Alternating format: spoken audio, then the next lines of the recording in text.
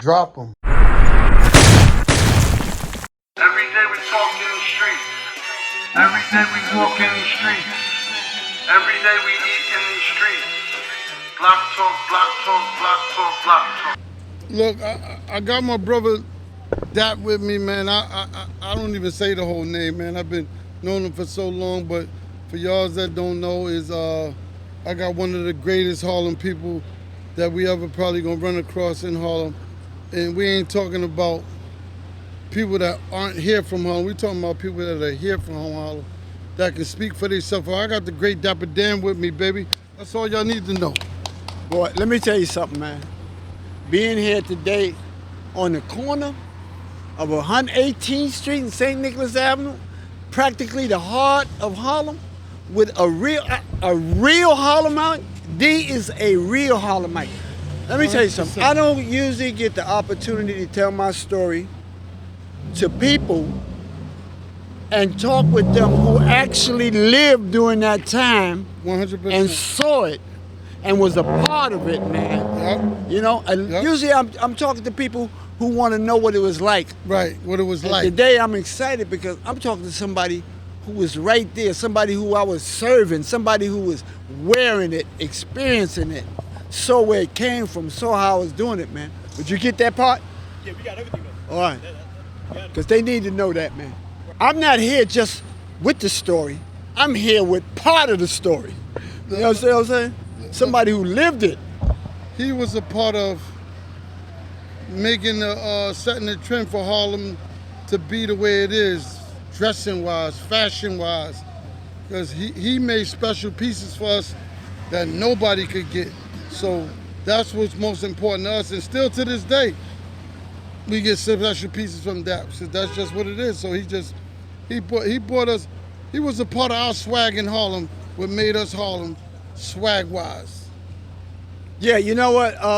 How it all started was like, I growing up in Harlem, you always notice how special Harlem guys is, man. You dudes used to have to get fly to go to 125th Street, fly to go to the Apollo, man. You know? Yeah.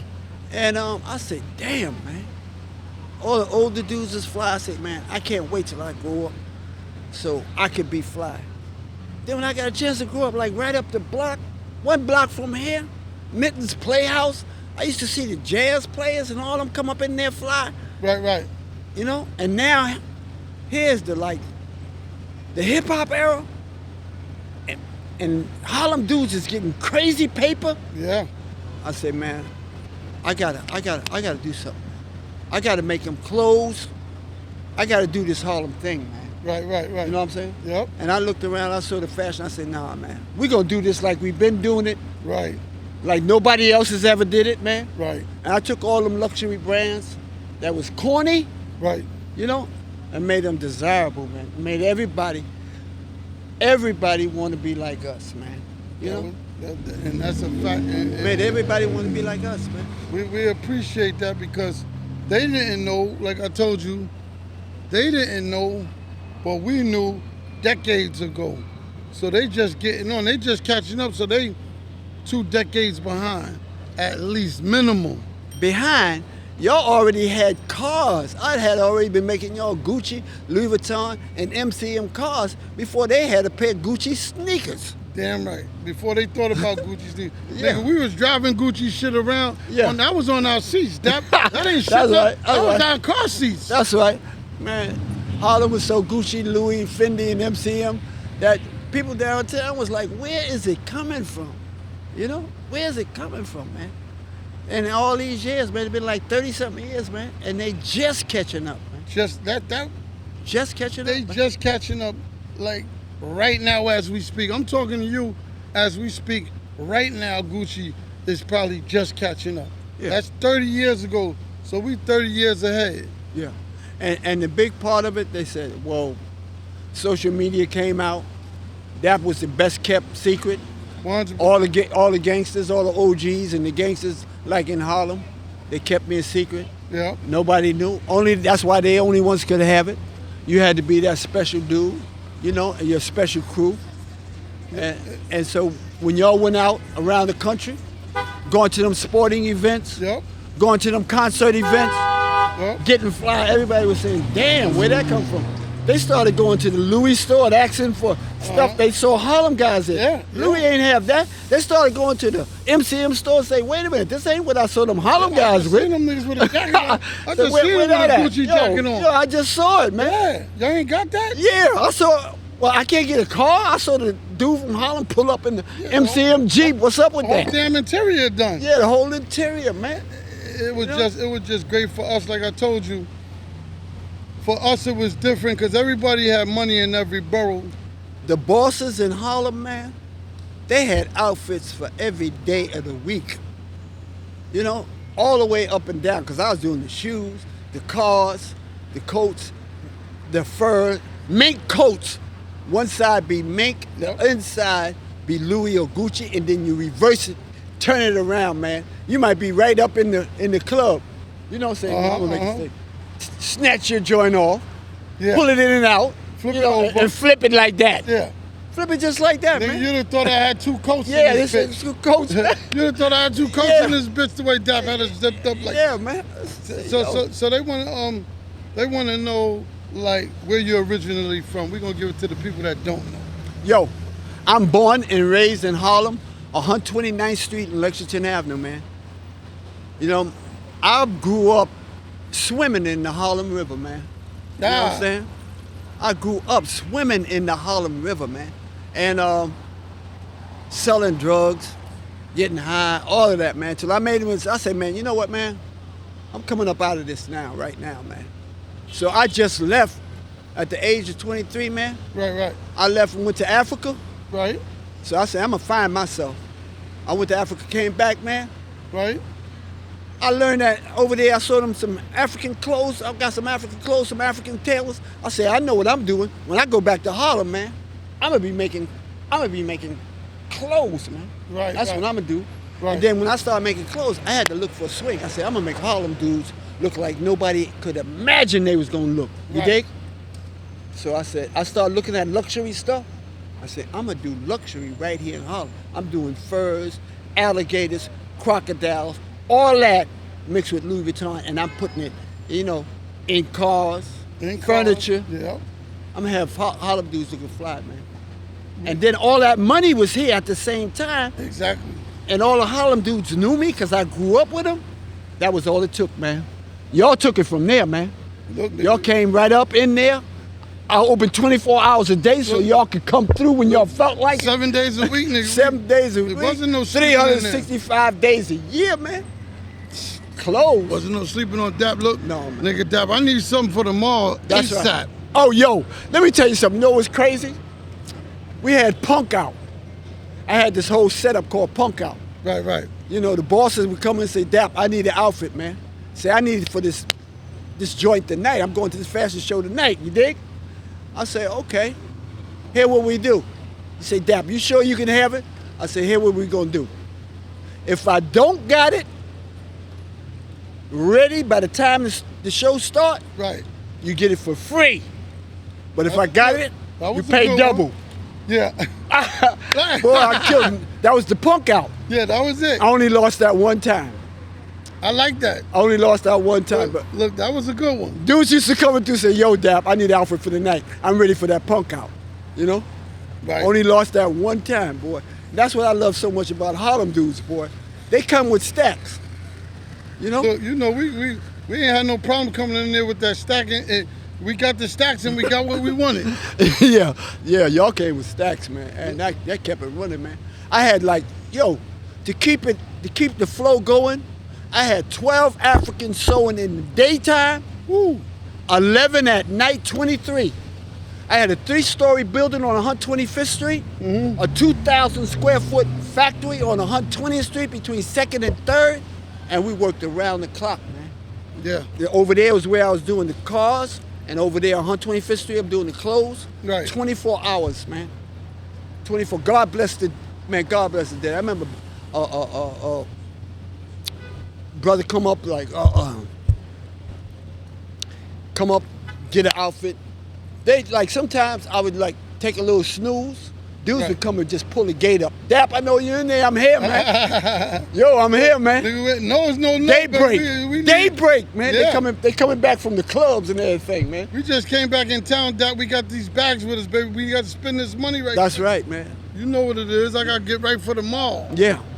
It was all of that, man. So, compared to back then and now versus then and now, how does it change?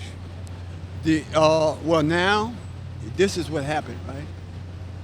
Once they found out that, once the world found out where it was coming from, because it was the best kept secret. Nobody really knew that Harlem dudes was responsible for this global swag movement. Right. They didn't know, but social media, when Diane Dixon wore that mink coat with the Louis Vuitton sleeves, Right. and they start seeing, like, because it had been going on for 20 years, they had been copying me, but everybody thought that's what they did. Yeah, that but was when it. Diane Dixon did that, and Harlem said, hold up, we ain't going for that. Dapper Dan is the one who did that. 100%. We ain't And gonna then- let that one ride. Harlem woke up the world. And when Harlem woke up the world, everything changed, man. They had the Bay witnessing, man. And right here, I got films. Gucci came from Italy to 121st Street, Manhattan Avenue, and said, yo, we gonna do something with you, Dapper Dan. Mm-hmm. And that's why I end up having my own Gucci store. My own, the same people who used to raid me, paid me. That's right.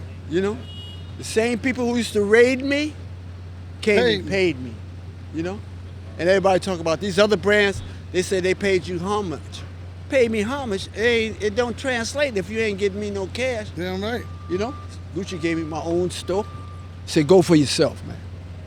You dig? Do it like you've been doing it. Do you? That's why I had to go and be in Harlem and do it like I've been doing it. That's why you see anybody with Dapper Dan Gucci on their back only come from Harlem. Even today, authentic Gucci labels you see, Dapper Dan Gucci is made in Harlem. Right. You know, because they understand that they had to pay respect the proper way. 100%. The proper way, and so that's how they did it. And we respect that because we know that they didn't do it the right way. It would have never took off the way it's supposed to. That's right. Because they can steal all they want. They can't steal you. So that was the good part for us. That's right. Can't steal that. I belong to y'all, man. man. I belong to Harlem. You ain't That's why I stealing walk that. the streets. That's why I it. walk the streets. Look, nigga, these are our streets for real. That's right. We out here. You see anybody? It's me, Dap, in space. That's right. Fuck it. That's right. Because, we got more love here than anything. And then we from here. This From ain't no here, put man. together behind the wall shit and hiding in the store. We outside with the people, literally. That's right. That's how comfortable we are. That's right. Every day, man, I stand in front of my store, man, greeting everybody. Every day. That's how I D just caught him. I just pulled up on him just when he roll up. saw him. What's up, Dap? And we'll kick it, man. You know? It was that simple. I spent the block. I know where he at, but I went looking for him a little bit. So I said, there go Dap, spin it. I rode by my driver and said, yo, there go Dap right there. Spin the car back around. That's I right. spent the car back around. Dap was right there. I said, Dap, what's up? He was like, boom. I said, yo, I'm up the block. I'm going to do this joint. He said, I'll be right there. I'm going to walk. I said, come up there. He said, I'm going to walk up there. That's right. I tell him I'm gonna walk up there because I gotta say hi to everybody, man. Yeah, he I'm walked up here. I beat him up. He walked up here. Yeah, that's right. I walk here, man. I walk all over Harlem, man. I love it here so much, man.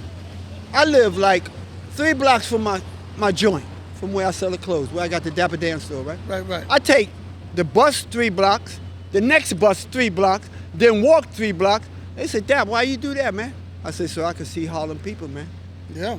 You know, and every day, you can ask anybody, every day they see me on the corner in Harlem, right where my atelier is at, right where my space is at, talking to the people, man. Look, I was, You know, I and it's pulled because up. of guys like D, who's here to tell a story, Yes. and who Harlem respect, and who came through all of that.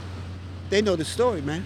You know? One thing they know from on our side, we ain't co-signing no shit that ain't real. If it ain't real, I That's ain't right. gonna do it. That's right. That's I'm what only I gonna love tell about you- Harlem. I'm gonna tell you, that's what it is. Everything he probably telling you is what he's saying. That's Well, right. as close as up, he did that. I know that I was a part of that. That's right. I witnessed that. I was a part of him be doing what he do, and he was a part of making us who we are, swag-wise.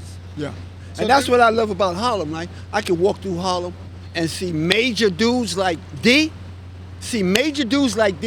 and they'll stop and we'll tell episodes of the big story. Big story, big. Episodes of the big story. Nigga, we could be out there. We've been doing it for so long. We could be out there all day. All day All long. day talking about one thing, and this shit. And that's just me and you. Yeah. Somebody else pop up, they add something else to the story. Remember that other time? It goes on. Yeah, man. There ain't a person in Harlem that was around that did anything that was about anything that don't have a story with you. That's right, man. That what I do know. That's right. So they want to know, where did you get the name Dapper Dan? Oh, dig this, right? Growing up in Harlem, right? I always wanted to be fly. So they had an older dude in my neighborhood whose name was Dapper Dan. This dude was like, he could pimp. He was a con man. He was a gambler. You know what I mean? And he was fly as hell, right? So everybody started calling me behind him because I was a young dude and I was fly, right? So when Dapper Dan was in jail, when Dapper Dan came home, and Dapper Dan started hanging out with me. And Dapper Dan said, you know what, man? And he saw how fly I was, and I was helping him learn it, you know, Right. making sure he could get back on his feet. Right. He said, you know what, man? I'm not Dapper Dan no more, because he played saxophone. Right. He played tenor saxophone. Right. He said, no, man. Call me Tenor Man Dan. He said, from now on, you Dapper Dan. And that's how I got the name, from Dapper That's Dan. crazy. Yeah, everybody over there on 129th Street, Lexington, everybody, Madison Avenue, 132nd Street, everybody know that story, man. All the kids from here, everybody around Harlem, because they knew him, right? And they knew me coming up. So, you know, like, for years I was a professional gambler. You know what I mean? I've been gambling Danny, dancing Danny, you know, Danny who played the hoes, all of that. Right. And then I just flipped the script. I went to Africa. Right. I went to Africa. I said, yo, man, I'm coming up out the street. I went to Africa, started studying in Africa, and I came back. I said, you know what, man? I had some African make me some clothes while I was over there. I said, man, I'm going back to Harlem to do this. Yeah, bring it back home, nigga. Yeah, I'm bringing this back home, man. This is where. That's why I had all 23 of my workers was Senegalese. They was from Senegal. They're from You go in the Senegal. African market and ask about me, they'll tell you that, boy. And I treated him like my brother, man. You know what's crazy? Senegalese. D, here's a crazy real story, right? Captain Yusuf Shah. Yusuf, I remember Yusuf. Yeah, you remember Yusuf, right? I remember Yusuf Captain Shah. Yusuf Shah of the mosque, 116th. number 7 on 116th Street. Yep. He came to the store, right? He saw the Africans. He said, yo. He said, this is what the messenger was talking about. He said, because they had a Muhammad Speaks edition of Hands Across the Ocean. Right. One hand coming out to Africa and another hand coming out of America, and they met in the middle of the street. And I'm gonna get me another copy of that, and you gonna see it on the T-shirt. And Captain Yusuf Shah, because a lot of people don't know this, man. Malcolm was the minister. Yusuf Shah was the head of FOI. Yep, Yusuf Shah. I remember. Yeah, Yusuf he the Shah. one was running the. Yusuf Shah. He was running the FOI. You know, Malcolm was the speaker. Right. And he was the spiritual teacher. But the muscle came from Captain Yusuf Shah. All y'all from the First Resurrection, yeah, check my record on that one. You know? That's So a fact. when Captain Yusuf Shah said that, and I said, damn, that's what I did. I went to Africa, came back, teamed up with the Africans, and that's how Dapper Dan came about. That's what they wanted to know. Yep. See, everybody want to know where it started and how did it come, and you just Yeah. gave it to them, and that's all they need to know now. Yeah. They can rest. Yeah, that's how I started out, man. I had to do it, man, because, and that's, you know, and that's what I say now, man. With the partnership in Gucci, I got to be in Harlem. I got a partnership coming up with Jay-Z, I said, got to be in Harlem. I got something coming up with LeBron James, I say, I got to be in Harlem. I got something coming up with Lee Daniels on my life, I say, got to be in Harlem. Everything I do got to be in Harlem, It man. got to be authentic. Harlem forever. Just like me and you sitting here in Harlem. This is Harlem shit. Yeah. This That's is how I'm normal. doing. We just got the cameras on because I wanted to tape it and record it. But if it wasn't on, we'd be talking the same way. Ain't no different. This is everyday shit for us. Yo, let me tell you something. This is Harlem, and I was made here. That's why I stayed here. That's right. And he been all over the world now. Don't get All it over. fucked up. And they Been probably all try to buy him from us Yeah. in 1,000 different places, but he always knows his way back home. Back home, man. He came right back. I traveled all over Africa. Been to Europe, South America. You know, when I was hustling, I went to jail in South America. When I came back, I flipped the script, you know? Yeah, we got it all right. So Yeah. we here now. So when you was using the Gucci and the Louis Prince, how was it a tough situation, or did they give you any lawsuits? How did they make that? How did that play out? Yo, D. They kept raiding me, man, and raiding me. And every time I turned around, I was getting raided, man. Right. After Mike Tyson had that fight, and they said, damn, that's where all this is coming from? They found out all this Dapper Dan, all this Gucci stuff, how popular I was with black folks. They said, oh, man, we got to do something about this. So they kept raiding me. Every time they raid me, I open back up. They raid me, I open back up. Raid me, I open back up. Sotomayor, she's the Chief Justice of the Supreme, one of the Chief Justices of the Supreme Court. She was working for Fendi at the time. When she came up in there with her crew to raid me, she said, wow. I had a full-length coat in there that I just made for Big Daddy Kane. Right. Black on black, butter soft leather with Fendi. Black Fendi on black leather with a black glamour mink shawl collar. She saw that, she said, he belonged downtown. You dig? But they kept raiding me. So what I did, D, I went underground. And I was underground for 20 years. You dig? Only Harlem knew where I was at. Got you. Only Harlem knew where I was at. You know what I'm saying? Yep. I was the best kept secret, man. Look, nigga, I told you in the car, I said, look, man, we didn't even want to tell nobody where we got the clothes made. Yep. I said, I'm good with it. Where you got from this? You got to go downtown and look. But we know he right over there in the block, in between the block right there. Only we probably knew where he was at because we was all from Harlem. And he was from Harlem, so we was just keeping him our best kept secret. That's what made us so fly. Yeah, that's right. And Harlem knew, all the real G's in Harlem knew, right? But other than that, the only ones knew was the stylists. Right. You know, so the stylists knew, but what the slick thing about what the stylists did was they go say, I ain't telling nobody where he at, because I end up knocking my own hustle. There you go. We ain't gonna look at Yeah.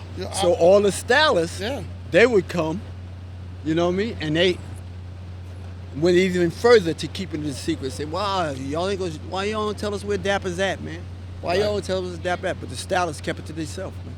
Yeah, we had to keep it to ourselves because that's all nigga we got. So we ain't telling nigga nothing. You go get your own dap and then y'all can do what we do. Yeah. And that's about it. But if you want to get something, he over there, but we gonna keep him to ourselves for a minute. We gonna burn this out for a decade and then we might give you our old jacket that you made 10 years ago. Right? Give that nigga my old jacket. Give me a new one. Yeah. You know, and this amazing thing, man, the energy and the way Harlem have been treated me, man. Like every time they raided me, every time I went broke, I put a table on 125th Street and start all over again. Easy. Start all over again, man. One time, they raided me and took everything, man. I lost all my machines, all my factory, the 3-story building, the 2,000 square foot factory on the east side, man. I laid up in the bed, I laid up in the bed, man. My wife said, we gotta do something, man. You know? I had a square foot table like this here, like maybe 2 feet by 2 feet. Right. I had to start back all over again making iron-on Chanel t-shirts. I went from there and came all the way back. Next thing I know, I'm making, not Chanel, Guess. I was knocking off like 50 and 60 Guess outfits a day. Then I started making Timberland. Right. Everybody, and Harlem was right there, man. Every time I had to start all over, Harlem was right there buying from me, man. It's amazing. We're going, you know, so that's it. Yeah. Y'all always been here for me, man. That's why I walk Harlem. That's why I stand on the corner. I ain't never leaving here, man. That's why if y'all don't see me, I'm somewhere making speeches about y'all, about how great y'all are. That's why we had to pull y'all. So I said, let me go. If I don't get nobody else, man, on this block talk, I gotta go get that because he's iconic here in Harlem, period. He outside though, he accessible, he move around just like I do. He's 2 blocks over. I want him, I just go right over there. That's right. Talk to the people, I talk to the people. So this is our way, the way we give back, and just giving you history on what the things that we did to get to where we are, and it's encouraging other people to be able to do the same. That's why I'm so excited about being here with you, man. Yeah. I don't get this opportunity.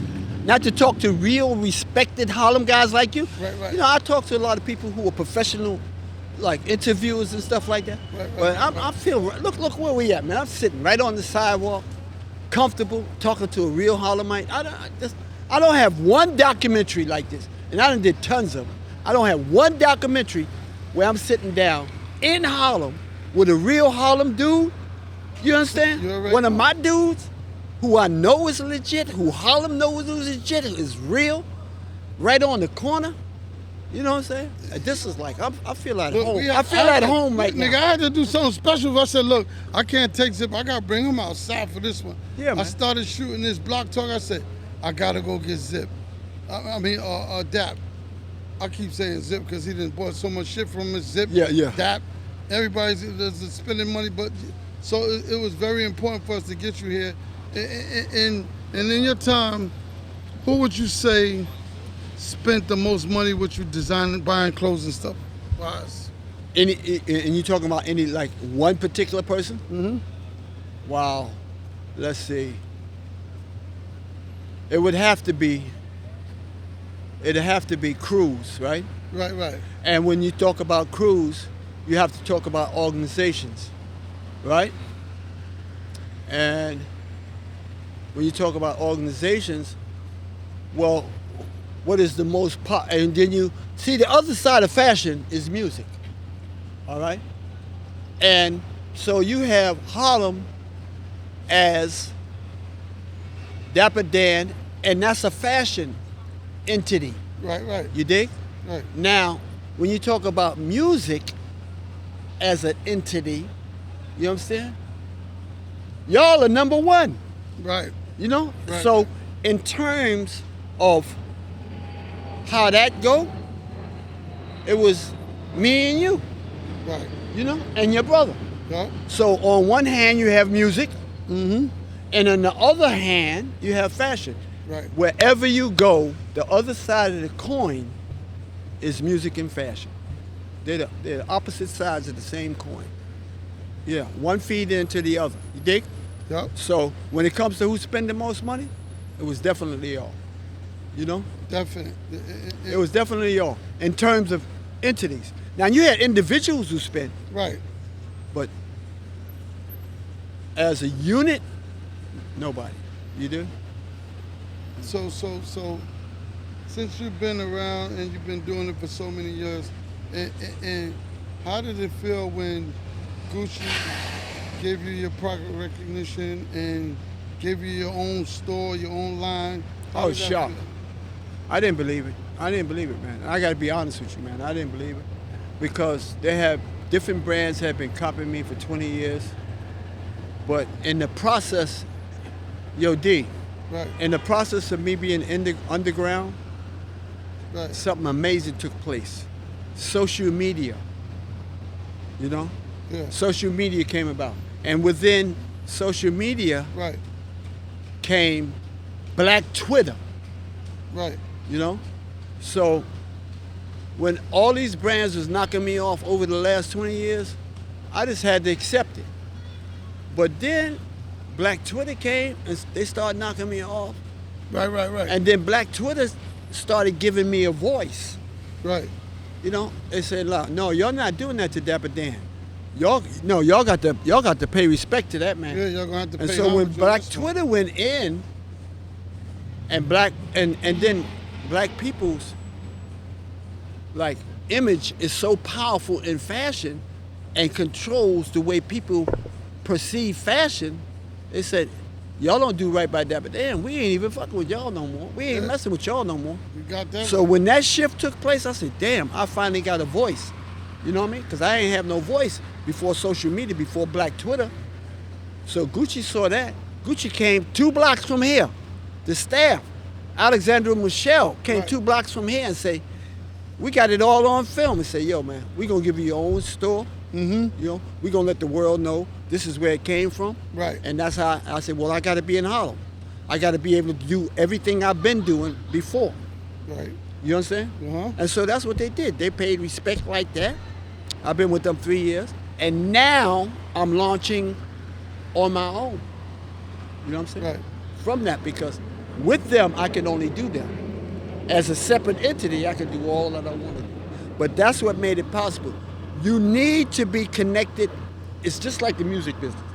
Right. If you don't have global distribution, you know what I'm saying? You can't make no money. Your money's just in one spot.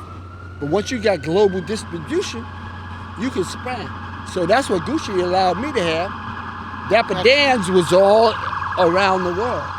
Right. You know, the collection that I had with Gucci is all around the world. So that's what made the difference. That's why it was so important. He was good with that because they was willing to let the world know that you played the big part Yeah. in their company and in their brand, and that's what we need. We need recognition. We need And- them to know that played the mother. He kept you alive in our community. Yeah.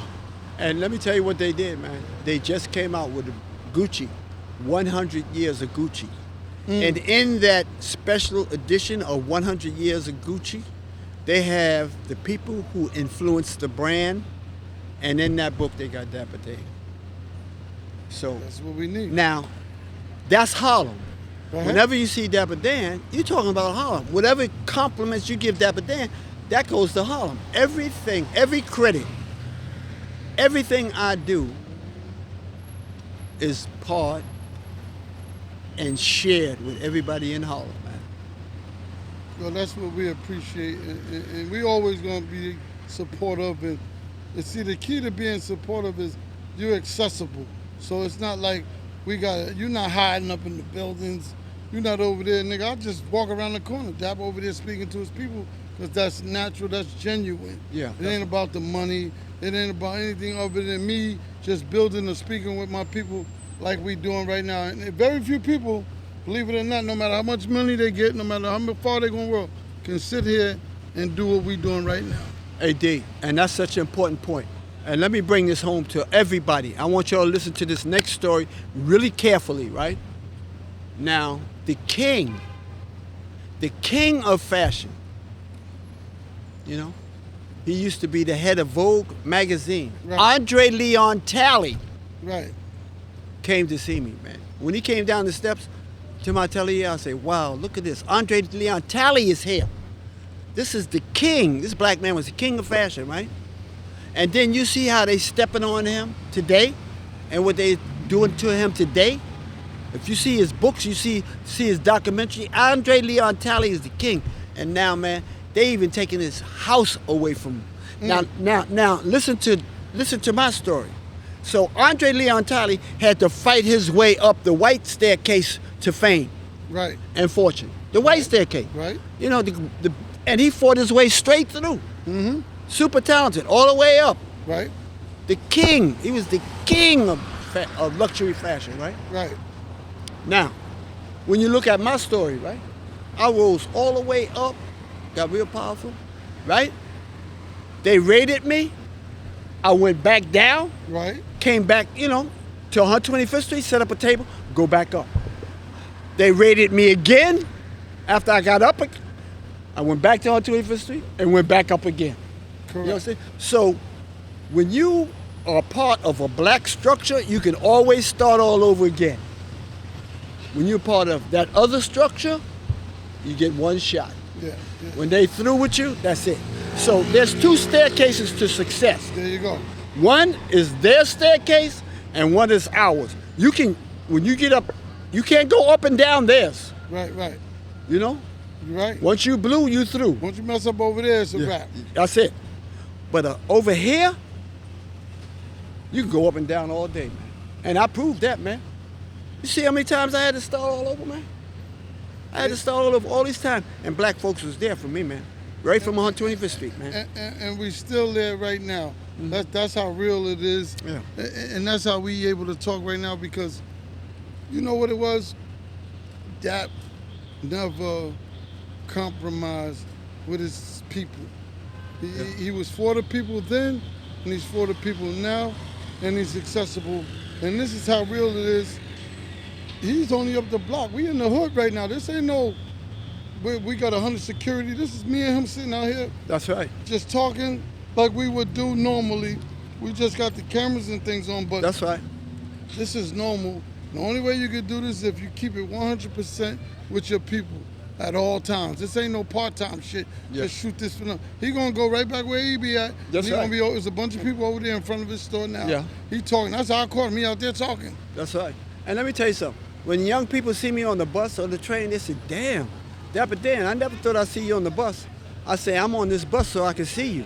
That's right. You know? That's right. I take that bus right over there, right there, Right. to 125th Street. Right. I take that bus right there, walk one block to 125th Street, then get over 125th Street, take the crosstown bus to Linus Avenue, Malcolm X Boulevard, then walk 3 blocks to my store so I can see everybody, man. That's right. I want to be. Able Everybody say, Dapper Dan, you on the bus? I say, yeah, I'm on the bus, because you on the bus. I ain't faking this, man. Ask everybody. I'll be sitting right there. Hey, yo, when I get lonely, Yeah. I'll be sitting right there. He can have to come get me. Right there is a bus stop. Right there, I'll be sitting on the bench in the bus stop. You know what I mean? I just don't feel like going home. I just sit there, but I sit so the bus don't stop.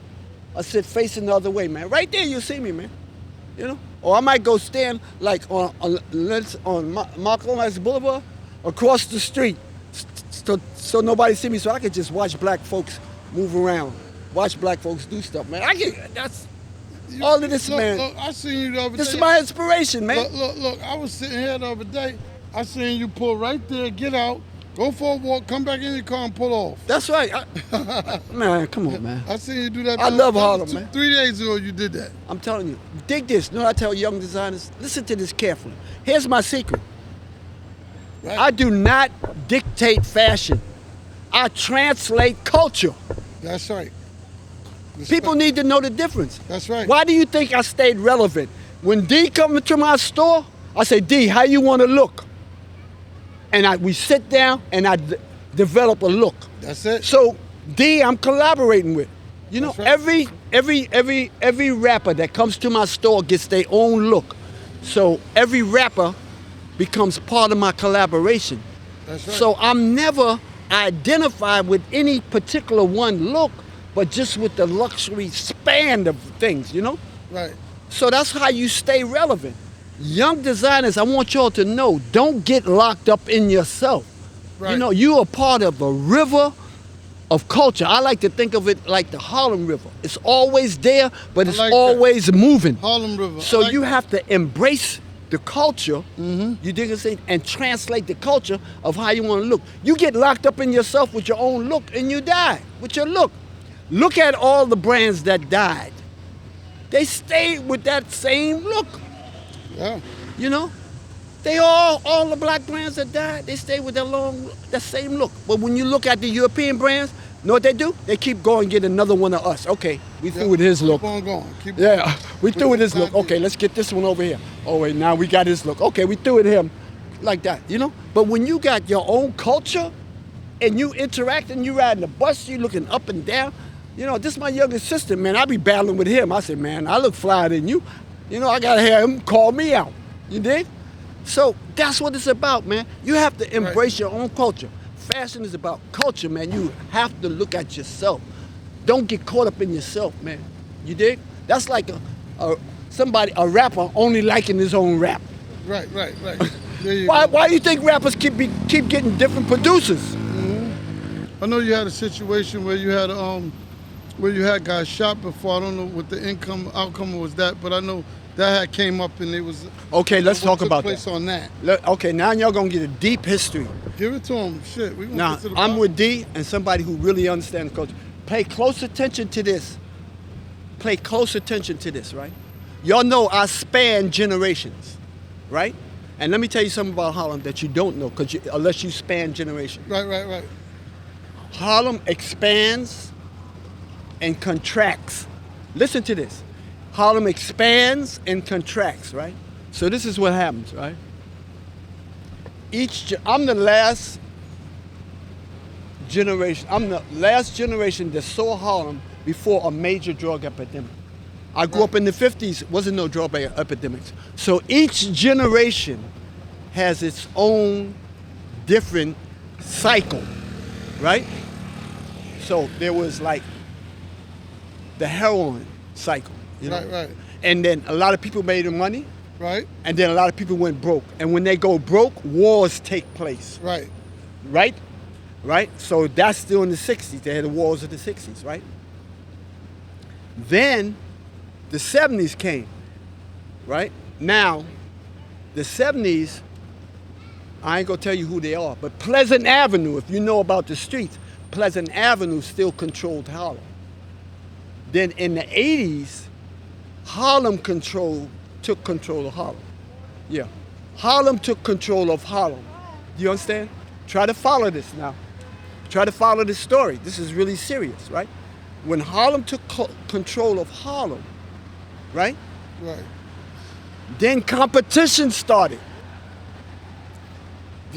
Pleasant Avenue, go read up if you want to know the history. The Pleasant Avenue connection. So we can get them on camera. Pleasant Avenue was controlling what was going on in Harlem. Then when they lost control, Right. we took control. When we took control, we was fighting for locations.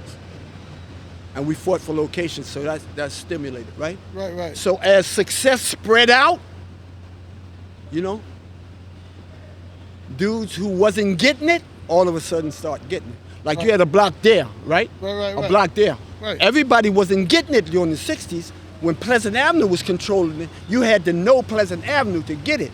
Now it's the 80s, and everything is not coming from Pleasant Avenue now. It's coming from South America. Right. So when it's coming from South America, they come and set up shop, and anybody can get it. Pay close attention to this now. Right.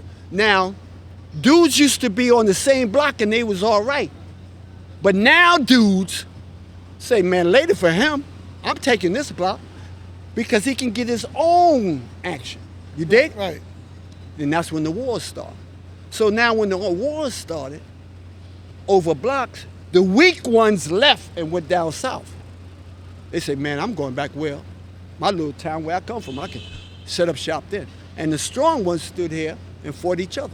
Crazy wars. Right. Crazy wars. So now the RICO law hits. Mm-hmm. The RICO law hits and just sweeps everybody. Now everybody's going broke. They're going broke. So now they started kidnapping. Crazy. Yeah. Crazy kidnapping. So some dudes kidnap a dude right in front of my store. You know? I had to make a choice. My choice is either I say something or don't say something. But I'm from the street, so I Right. mind my business. You dig? You already know. The same dudes couldn't find nobody one day, and they tried me. You dig? So Right. they tried to kidnap me. But I come from a different generation, so they know they got to kill me. 100%. So when they tried to snatch me, you know, I fought the dude off with who had the pistol, and he shot me, and the bullet's still in the base of my neck. So that's the consequences when the game spread and contracts, because it does that all the time. It spreads and then contracts. And that's what happened. When the game spread out, then Harlem collapses. That element of Harlem, it Right. collapses on itself. You understand, D? Right.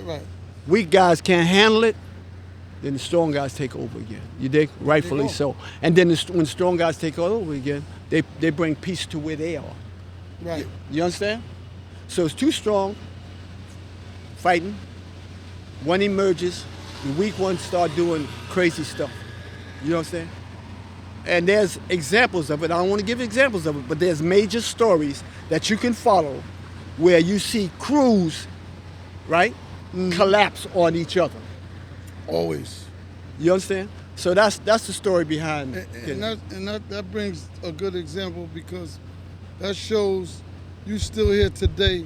So that's not even an if, maybe, or and. You're one of the strong ones. So that's the only way you can be here. If you wasn't a strong one, you wouldn't be here. So that speaks alone for itself, who's strong and who's not. So that's definitely shows that you are strong for sure.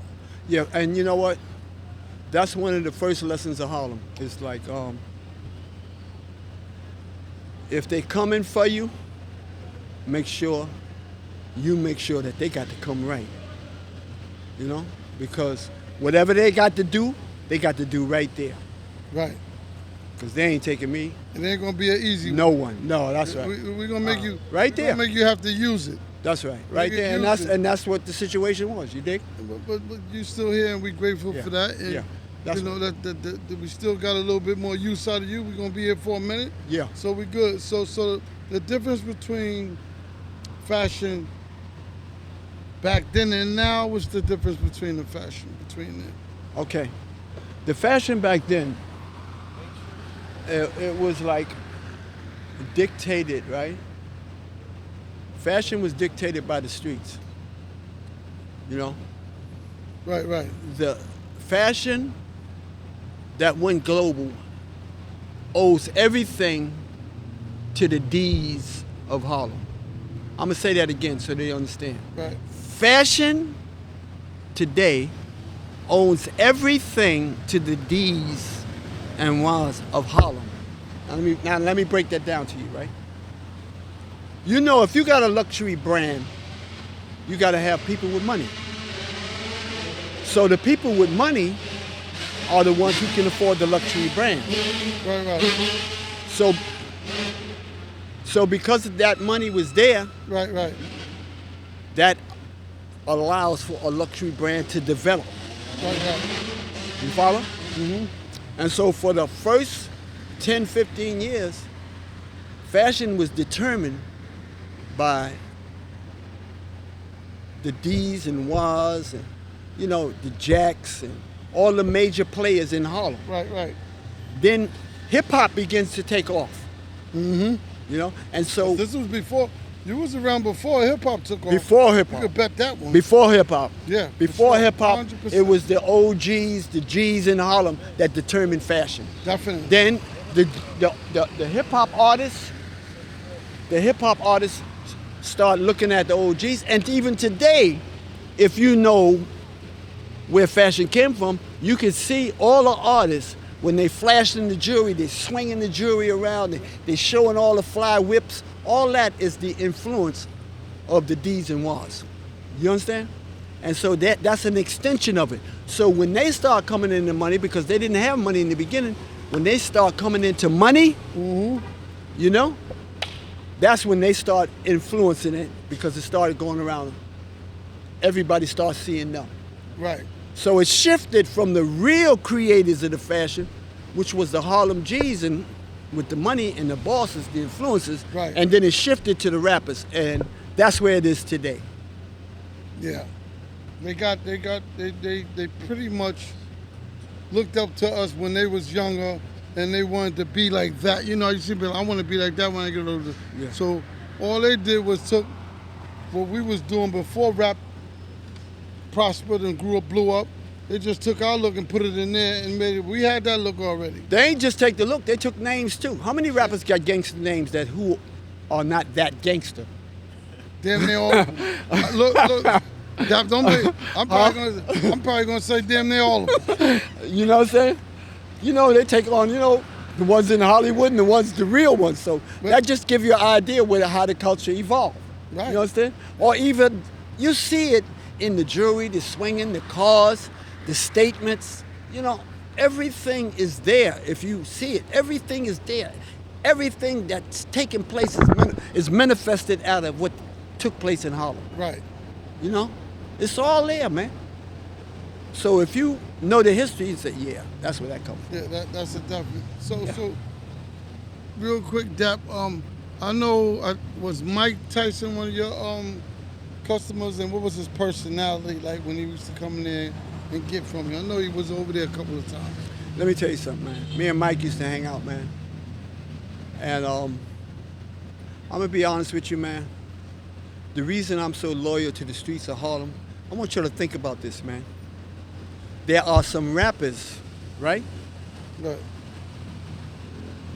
who used to get credit from me Right. before they was famous, and they didn't come back to 30 years later. They know who they are. Yeah, we ain't gonna put him out there like I ain't gonna that, put them out there. They ain't Look, come back to 30 years later. So it's the second wave of rappers. It's that second wave that came back, you know? One of the key ones is Wu-Tang and them, man. And Nas and and Busta Rhymes. They say, "Where's Dapper Dan, man? Somebody please tell me where Dapper Dan." They came because they embraced and loved the culture. Right. But the first wave, I don't know what happened with them. They went and got famous, Right. and then they never came back. They never came back. They never came back. They're coming back now because they want to be in these docks with me and do these things with me. You follow what I'm saying? But it's that second wave that really tells the Dapper Dan story because they went looking. Right. They went looking for the essence of it. Now, Fat Joe will tell you. Fat Joe was coming to the store, you know what I mean, before he even had big money. He was like, put his little cookies together, man. And he come up in that store and could talk that rap talk, man. Early on, Fat Joe was one of the first ones to come and get Alfred, who was part of that rap generation. Yeah, yep. Eric B. and Rakim came back. Right. You follow what I'm saying? Right. There's certain rappers that came back, man. But I ain't gonna call the other ones out, but they didn't come back. You dig? Right. Now, the story with Mike Tyson. They might not even be around too, 'cause that's when the good and the bad come. You don't do the right thing. Yeah. They probably not even around no more, so we don't even need them. Yeah. Let's go on. So, the Mike Tyson, man. You know, it's a shame that a lot of people don't understand Mike Tyson. I think the most important thing about Mike Tyson is the jacket I was making for him when he had the fight. And the title of that jacket was "Don't Believe the Hype." That's the jacket you was making for him? That was on the back he said, "Dap, I want this jacket," because he was going through all this stuff with newspapers and say, "Dap, I want you to make me this jacket." And I wanted to say, "Don't believe the hype" on the back, right? And that was a hot hit by the rap group. You know, it was a big hit. Don't believe the hype. I remember that. Yeah. So Mike Was said, that "That's Public Enemy? Public Enemy." Yeah, Public Enemy. Don't believe the hype. Yes, Mike said, "I want that on my because he's going through all that rap stuff. Cuss had just died. Cuss had just died. He was on TV with what's her name, who he married. And people talk about him. So he said, "That make me don't believe the hype, right?" And I'm gonna save some of this conversation from when me and Mike have this iPod, but I'm gonna give y'all this podcast. Right. Give him a But little. I'm gonna drop some stuff on you. Right. But I got some conversation for Mike because I ain't seen him in 30 years too. He came through. Right. But I just missed him. But so here's the story, right? Mike Tyson is hanging out in the store, hanging out all the time, man. We hang out like crazy, man. You dig? Right. But so one of the funny stories is like, dig this, right? This is some funny shit right here. Hey, dig this. So we hanging out one day, me, Mike Tyson, Walter Berry, Tom. Mike said, "Come on, Dap, we going down to the Central Park. Remember they had that restaurant, Tavern on the Green? Yeah, Tavern on the Green. Yeah, because they had them parties In the down park, there. yeah. So we go down to Tavern on the Green. We hanging out. I got my MCM Jeep. Mike got the Rolls Royce. Barry got his MCM Jeep, his is black and white, mine's red and white.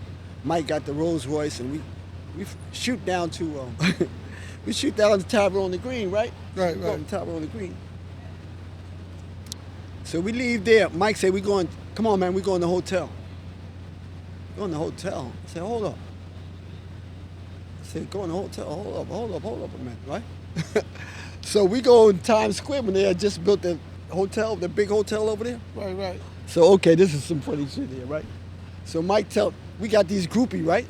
So Mike say, okay, you. He pointing at, he sends upstairs to get two big rooms, two huge rooms, right? He tells the chicks, he say, you, okay. You're banging, right?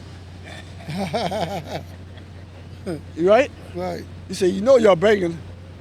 Cuss the Amato had already passed. Right. So he was leaning. He was leaning because he ain't had nobody who could handle him, So I said, hold up. I say, Mike, I got to go back to the store. You dig? And finish your jacket off. Because I'm older than all them dudes, right? So by me being born and raised in Harlem and come from the thick, you dig? They think that I'm that way, but I'm not. I'm running 6 miles every day. I don't smoke, I don't drink. I ain't chilling with the chicks like that. That ain't my thing, Yeah. You just Yeah. You get to the money. But they see this hip dude. He got to be like that because they think that that's what's happening. You know what I'm saying, D? Mm-hmm. They don't know I come from, my Islamic teachings I'm raising first resurrection, You you know? already know. Yeah, so when I flip We like just that, talking about Yusuf Shah and them back in. yeah. So they don't even see the Islamic side of me. Right. So they don't know that I ain't going out like that. And everybody know me to the day, man. No smoking, no drinking, no. I ain't no chick chaser. You know what I'm saying? So I said, no, Mike, I'm going back to do your jacket, right? So don't believe the hype. So I'm laying on Mike. You dig? So I said, man, I'm going home, and I leave my night manager is my nephew. Right. But every star that comes in, we takes pictures of. So Mike come back. I done left now, so ain't nobody there that can really control the situation. Cause my nephew, he's like, he's square. He go to college and all that, right? Right. This is funny as hell, right? So Mike coming, he chilling in the store. Now Park Avenue, Park Avenue. Remember Park Avenue had all them crackheads up on the Park Avenue? Yeah. And so Mitch Green used to be up on the Park Avenue smoking that angel dust and everything. Right. I remember. So remember them young kids they had from the east side? They was called the Gremlins. The Gremlins running up and down Park Avenue chasing dudes. On the east side. Yeah, on the east side. They would like flush the avenue. These young kids, 13, 14, they flushed the avenue, man. So they see Mitch Green over there. They say, Mitch Green, yo, Mike Tyson kick your ass, man. Mike Tyson kick your ass. They talking about the fight, you know? And they said, and he's over Dapper Dan's store right now. And Mitch is on his dust. Yeah, and he does, right? So Mitch leaves there and goes over to the store. And we got this, y'all get a copy of my book. You see it all in the book. I got pictures and everything of the fight, right? So Mitch go over there and he tells the Mike Tyson, he say, yo, man, you know you ain't beat me, right? You know you ain't beat me. Mike said, yo, D, he say, you know you ain't beat me. So Mike Tyson said, man, come on with that, man. Shake my hand. He said, no, you know you. He shook his hand and then went right back into another thing. Well, you know Don King ain't pay me right, man. You know if Don King. Mike said, man, later for that. So Mike goes outside the store, right outside the store. Right. Mitch follows him outside. So Mike is heading towards his Rolls Royce, and Mitch follows him and ripped the side window, the side view window mirror off the car. You know, Mike said, man, what nigga? And decks him. You know? Decks him. Now get my book. You see, I got all the pictures from a blow by blow in my book. And you see Mitch Green on the ground. And Mike Tyson on top, choking him. Yeah. You know? Michael so looks cannon now. Don't get it. Man, and let me tell you something, man. The next morning, man. Now, you know, no Europeans knew about my joint. The next morning, after that following weekend, as Monday morning come, Monday night football, the announcers say 4-5 football. You know how the helicopters ride? Yeah, helicopters ride and stuff like that.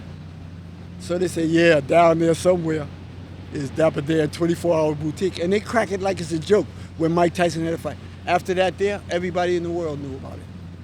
That one fight. And that's after that, that's when I started getting rated. Yeah. They found out that, that's where that stuff be coming from. Oh, yeah. You dig? Yeah. I was the best kept secret. Then I kept getting rated until I had to go in the underground. Right. And so I was in the underground for 20 years until Black Twitter came, social media. And then Gucci and them started, and Fendi and Louis and all them started copying me. Right. And somebody sold one of my coats, Diane Dixon wore. They said, Dapper Dan did that. Right. That changed everything. You dig? That changed everything. So now the power of black influence kicked in. So they had to do the right thing. Drop them. Every day we talk in the streets. Every day we walk in the streets. Every day we eat in the streets. Block talk, block talk, block talk, block talk.